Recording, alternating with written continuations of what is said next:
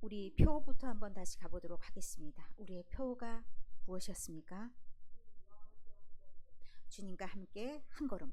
주님과 함께 한 걸음에서 가장 중요한 것이 무엇이라고 말씀을 드렸습니까? 주님과. 그래서 지난주에 말씀이 주님이 우리의 무엇 되신다고 말씀하셨는지 기억하셨나요? 예수님은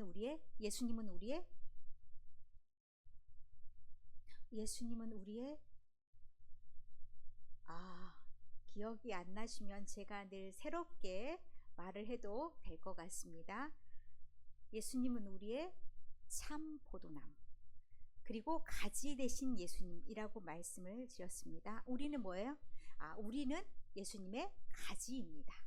그래서 우리는 예수님한테 늘 붙어있지 않으면 살 수가 없는 존재다 라고 말씀을 드렸습니다. 지난주 내용을 잘 모르는 사람은 딱 몇 명만 있어야 되는데, 왜냐하면 오래간만에 나오셨던 분이나 지난주 말씀을 못 들었던 사람들이나 이 사람들은 뭐 그럴 수 있겠거니 생각하는데 일주일이 너무 길었죠. 그래서 6일 동안 싹 다 까먹고 원위치 시켜서 오신 것 같습니다. 그래서 요한복음 15장 3절의 말씀이 가장 중요하다 말씀을 드렸고, 이 말씀이 어떤 말씀이 있었냐면 예수님께서 일러주신 말씀으로 이미 깨끗해졌다라고 말씀하셨습니다. 그러면 가장 중요한 것이 무엇이냐? 예수님 입에서 나오는 말씀이다. 그렇게 말씀을 드렸기 때문에 이 말씀이 오늘의 말씀과도 연결이 됩니다. 우리는 주님의 가지여서 가지에 딱 붙어서 살아야 되는데 예수님 입에 나오는 그 말씀이 우리의 영양분이 된다. 생수가 되기도 하고 또 우리의 밥이 되기도 하고 빵이 되기도 하고, 이렇게 말씀을 드렸던 거 다시 한번 이제 기억이 나시나요? 기억이 나실 줄 믿습니다. 그래서 오늘 시편 1편은 바로 그 말씀과 함께 살아간다는 것이 우리에게 어떤 의미가 있고 우리가 어떻게 또 살아가야 되는 건지 말씀을 통해서 볼 수가 있습니다. 시편은 총 150편으로 되어 있습니다. 그런데 누구든지 말의 첫머리가 중요하죠. 책도 마찬가지로 첫 페이지를 딱 보면 앞에 이제 무슨 내용이 나올지 대략 짐작할 수가 있습니다. 그래서 처음 한 말을 예의주시해서 들어보는 것이 필요합니다. 그런데 시편 1편의 말씀이 제일 첫 편에 위치해 있다는 것은 이 전체 내용이 무엇을 말하고자 하는 것인지도 알게 합니다. 시편 1편은 크게 보면 두 부류의 사람으로 나뉘어 있습니다. 1편에서 3편은 의인에 대한 이야기, 그리고 4편, 5편은 악인, 그리고 6절은 총평과 더불어서 그들이 하나님께 어떤 대접을 받는가, 이런 내용으로 이루어져 있습니다.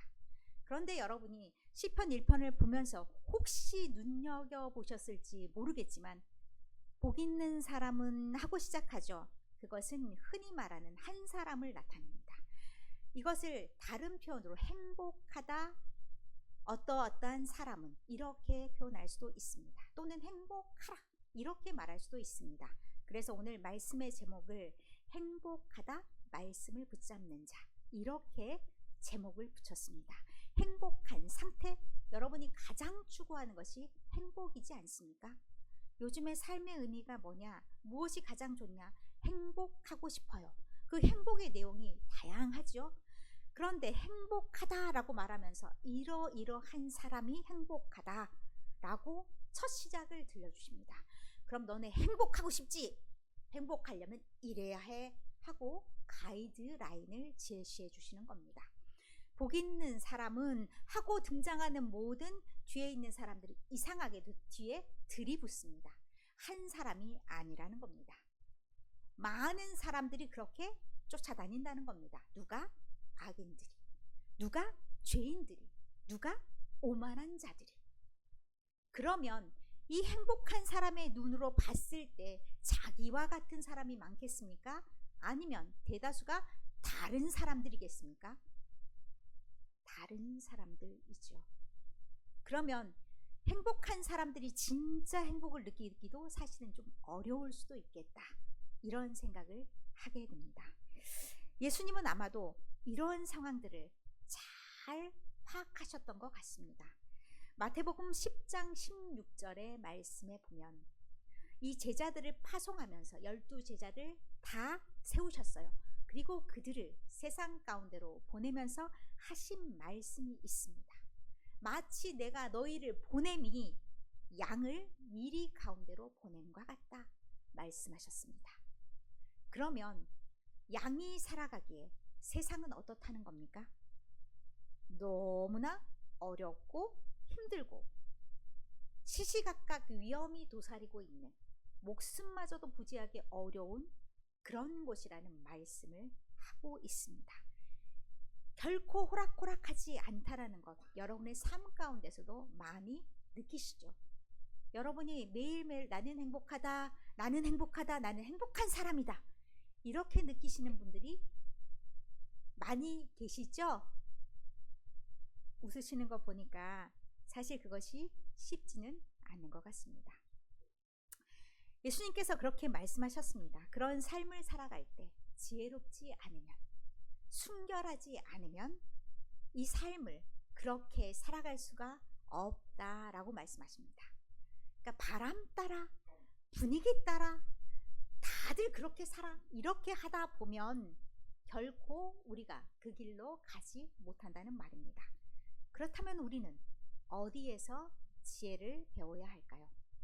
오늘 주신 하나님의 말씀에서 우리는 살아갈 지혜를 터득해야 됩니다. 시편 1편은 지혜의 시라고 불립니다.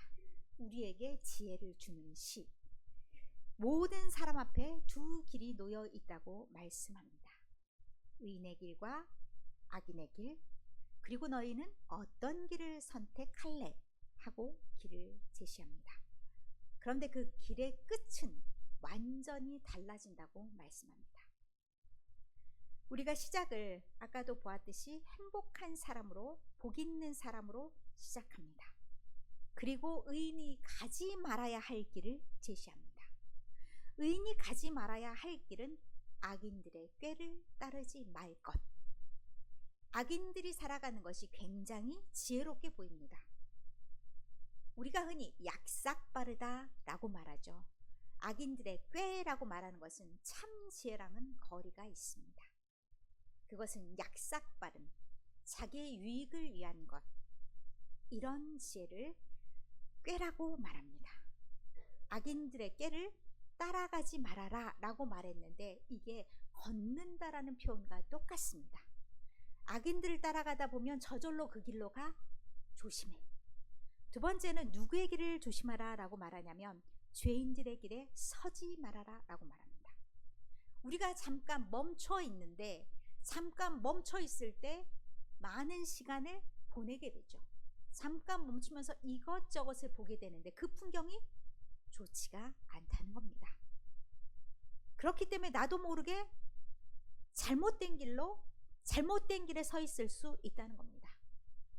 무엇이 없으면 그렇게 될 것인지를 잘 생각해 보시기를 바랍니다. 서지 말아야 할 곳에는 서지 않을 것. 그리고 세 번째는 오만한 자들의 자리에 앉지 말라고 말씀합니다. 서 있는 것보다 앉았다 일어나는 것은 더 어렵습니다. 연세가 많이 있으셔서 이거 잘 경험하시죠? 우리 초등학생들, 중학생, 고등학생들 전혀 이해 못합니다. 뼈가 조금 아파봐야, 관절이 좀 문제가 있어봐야, 한번 쫙 퍼질러 앉으면 일어서기 참 힘들더라. 잘 아시죠? 어떻게 되면요, 오만한 자리에 앉다 보면 사람이 자기 위에 누가 있는지 모르고 끊임없이 그렇게 눈에 뵈는 게 없이 그렇게 생활하기 마련이라는 겁니다. 한 번 앉으면 일어서기가 어렵다는 얘기입니다. 그러면 점점점 이 동작을 나타내는 말들이 강도가 세집니다. 이렇게 절대로 하지 말라는 강요, 어떻게 보면 우리에게 강제성 있는 명령으로 주십니다. 그러나 선택은 누가 알아서 하냐? 우리가 알아서 해야 할 몫입니다. 그런데 이것을 하지 말고 한다고 사람이 갑자기 확 바뀝니까? 그렇지 않습니다. 그렇기 때문에 2절에 우리가 무엇에 집중해야 되는지를 말씀합니다. 2절에 말씀합니다. 여호와의 율법을 즐거워하며 그의 율법을 주야로 묵상한다. 이 사람이 앞에 있는 복 있는 사람입니다. 행복한 사람입니다. 참 지혜가 있는 사람입니다. 그런 사람은 여호와의 율법, 여호와의 말씀, 여호와가 주시는 모든 것, 이것을 즐거워한다라고 말씀합니다. 그의 율법을 주야로 묵상한다라고 말하는데, 묵상한다는 것은 눈을 감고 생각한다는 차원을 넘습니다. 소리를 내어 읊조린다는 의미가 있습니다. 여러분이 눈을 감고 소리를 내어 읊조릴 수 있는 건 어떤 때 가능한가요? 노래 가사도요, 내가 잘 모르면 봐야 돼요. 그건 저절로 나가지지가 않아요. 눈을 감고도 저절로 나오려면 거의 암송 수준에 도달해야 돼요. 복 있는 사람은 죄인 악인의 길에 서지 않고, 이렇게 해서 줄줄 악인의 꾀를 쫓지 않으며 줄줄줄줄줄 됐을 때 눈을 감고도 저절로 나올 수 있는 그 정도가 되는 겁니다. 그렇기 때문에 이 정도가 되었다라는 것은 늘 반복, 반복 또 반복.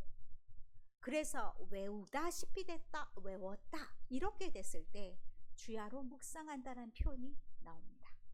사실 이 정도 됐을 때 다른 길로 서지 않을 수가 있고, 다른 길에 앉지 않을 수가 있고, 다른 길은 쳐다보지 않을 수도 있는 겁니다. 왜냐하면 그 정도 돼야 내 삶이 되는 겁니다. 내가 그 말씀대로 저절로 움직여질 수가 있는 겁니다. 그렇게 하면서 2절에 우리가 행할 바를 알려주셨죠. 말씀을 늘, 말씀이 내 옆에서, 내 손 안에서, 내 머릿속에서, 내 가슴 속에서 계속해서 막 나와야 된다는 말씀입니다. 그렇게 되면 3절의 결과가 있습니다. 그는 시냇가에 심은 나무가 라면서 시냇가에 심은 나무에 비유를 했습니다. 시냇가에 심은 나무를 연상하기 어려우실까봐 제가 제목에다가 아까 그림을, 이미지를 딱 붙였죠. 그러면 시원하다 이런 마음도 있고, 목이 마를 일이 없겠다 이런 마음들도 있고, 걱정이 없겠다 이런 마음도 생기죠. 그런 시냇가에 심은 나무, 그 시냇가에 심은 나무는 철에 따라서 잎도 변했다가 모양도 달라졌다가 결국 가장 좋은 모습이 어떤 모습이냐, 열매를 결실하는 모습이라 말씀합니다. 그래서 그렇게 열매를 맺기 위해서는 다시 1번, 2번, 3번, 그러니까 1절, 2절, 3절이 계속해서 반복되어 나타날 수가 있습니다. 4절, 5절의 말씀은 악인들에 대한 내용입니다.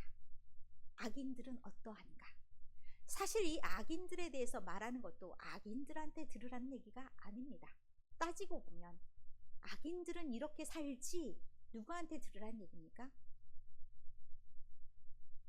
예수님의 말씀을 듣는 자, 하나님의 말씀을 아는 자, 곧 우리에게 하는 말씀입니다. 악인들은 그렇지 않다. 악인들은 그렇지 않다.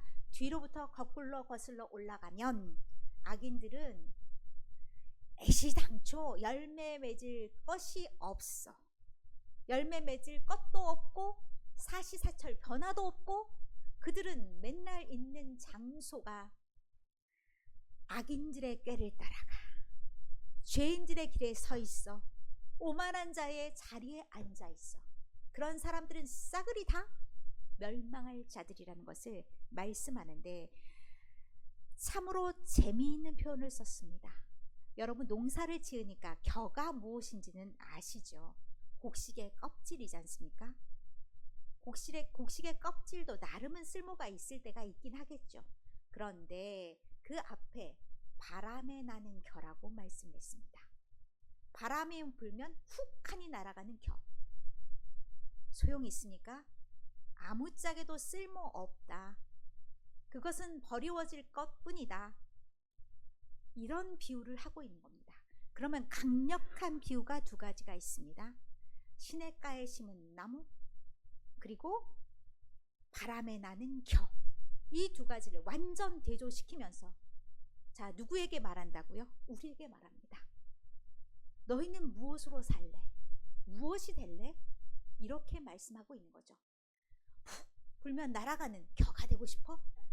하나님이 한번 심판을 딱 하시면 아무것도 남지 않을 건데 겨는 어떻게 해요? 불에 타기 아주 좋지요. 하나님의 심판의 불이 딱 일어나면 완전히 날아갈 수밖에 없는 그런 겨에 비유했다는 것을 잘 기억하시기 바랍니다. 그리고 5절에 말합니다. 악인들은 심판을 못 견뎌. 어떻게 견디겠습니까? 겨와 같은 존재인데 견디지 못하죠. 그리고 의인들의 모임에도 들어갈 수가 없습니다. 의인들의 모임에 들어갈 수 없다는 것이 중요합니다. 왜냐하면 하나님께서 구원하실 자는 의인들이기 때문에 의인들의 회중에 들어가지 못한다는 것은 그들은 영영 벌을 받을 수밖에 없다는 결론입니다. 그러면 자, 여러분에게 선택의 길이 남아 있습니다. 6절에 말씀합니다. 의인들의 길은 여호와께서 인정하시나 악인들의 길은 망하리로다. 의인들의 길은 여호와께서 인정하시는 길, 악인들의 길은 망하는 길. 두 가지 길을 다 보여주셨습니다. 그리고 그들의 행태도 보여주셨습니다. 여러분은 어떤 길을 선택하시렵니까? 당연히 여러분의 대답은 의인들의 길이라 말할 수 있습니다. 그러나 그 길이 별로 쉽지 않은 길임을 마태복음 7장 13절 14절에 예수님께서 말씀하십니다. 세상에는 두 길이 있죠. 넓은 길, 좁은 길. 그러나 대다수의 가는 길은 넓은 길. 그러나 그 길은 생명의 길이 아니고 좁은 길이 생명의 길이다 말씀합니다. 그런데 그 길에 문이 있는데 너무 좁고 길은 협착하고 찾는 자도 적다 말씀하십니다. 그러면 우리와 같이 가는 자가 많습니까? 결코 많지 않습니다.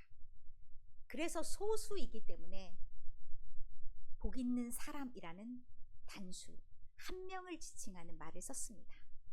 한 명이라는 말이 아니라 그만큼 어려운 길이고 그만큼 그 즐거움을 아는 사람이 적다는 얘기입니다.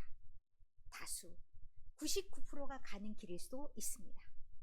그런데 그 사람들이 다 간다고 저 길이 맞는 길인가? 아니라는 얘기입니다. 그래서 우리는 다른 길을 좀 힘들더라도 좀 거칠더라도 좀 좁더라도 가야 한다고 말씀합니다. 그 길의 결국이 우리를 살리는 생명의 길임을 알기 때문입니다. 우리가 이것을 억지로 하는 것은 쉽지가 않습니다. 그러나 우리가 정체성을 분명히 할 때 우리는 이 길에서 벗어나지 않을 수 있다 말씀을 드렸습니다. 늘 여러분의 생각이 다른 사람, 자꾸 옆을 보게 되네? 그럼 저 사람의 길이 맞는 길인가를 생각할 시간이 필요합니다. 나는 누구인가? 질문하시고 나는 주님의 자녀입니다. 그 순간 다시 생각하시면서 내가 곁길로 가지 않도록 생각하는 시간이 필요합니다. 그리고 우리가 말씀을 읽는 것이 필요합니다.